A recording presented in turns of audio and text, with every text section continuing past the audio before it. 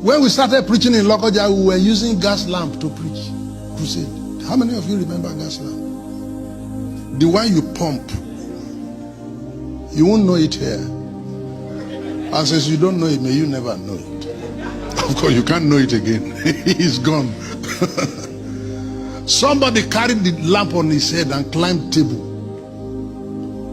Because of the person that is going to read the Bible, he will stand near the person.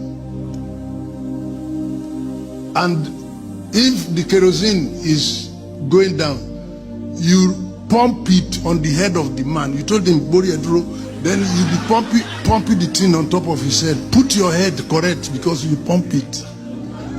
And one day, the kerosene was reducing and the light of the lamp was going down. Then we sent a brother to please run to the other place where they sell kerosene and buy kerosene. He didn't come on time.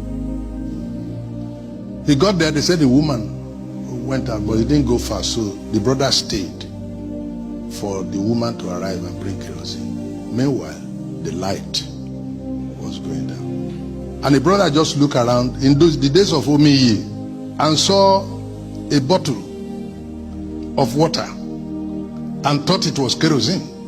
So he poured it, quickly cocked it and pumped it, and the light with water. Then the brother eventually returned with kerosene and went to look for where he kept his water and did not find it. The first thing he asked, who took this water from here? Then somebody said, we thought it was kerosene and we poured it. Then he started to argue. You thought it was kerosene, you can't smell. You don't know the difference between water and kerosene. What's wrong with you? That one said, don't talk to me like that. Am I your mate? Then he answered, this is how you used to do. And then he referred to another. That one said, you can't talk. As they were arguing, the light died. Are you able to get a message? As they argued, the light died. In our presence. And when they put water in it, the light was shining. I think Moses Aronsiola was in that meeting. If you see him, you can ask him.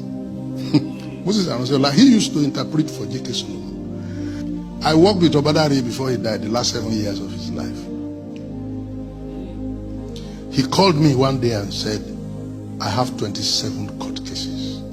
And this morning I took my phone to look at different court cases. The number of court cases Assemblies of God has. Assemblies of God have a case up to Supreme Court where the Muslims are the one to decide who the General Superintendent of Assemblies of God in Nigeria will be. The Muslims in Supreme Court, they are the ones now to decide who the General Superintendent of Assemblies of God will be. This is not to our credit.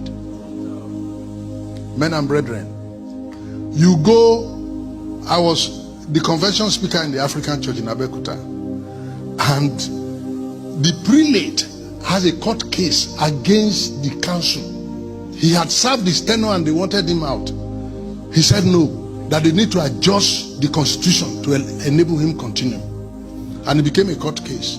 And while they are arguing and pointing fingers at themselves, the church is dying. I am telling you that while we are arguing, the light is what?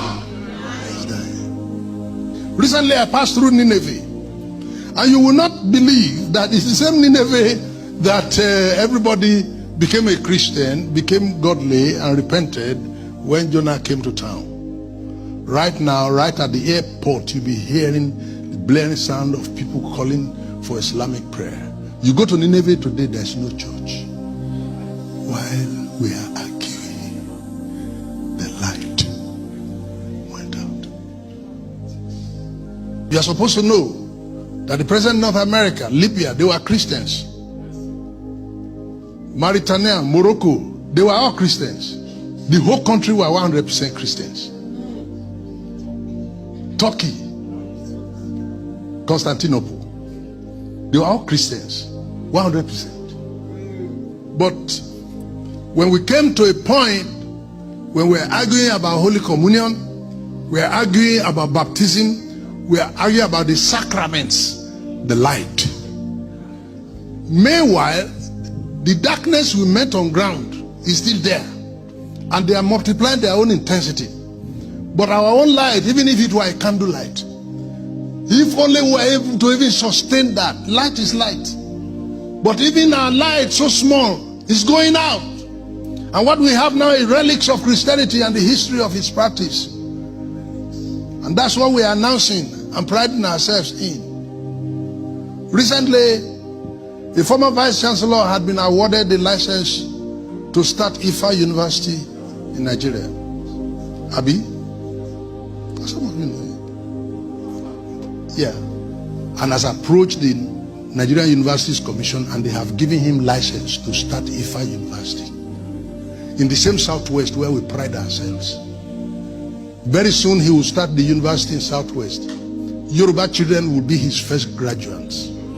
And what we are going to see is the setting up of Ifa temples all around. So people go to church on Sunday. That's how they will also be going to the Ifa temples to worship. This is where we're heading. As we argued, the light.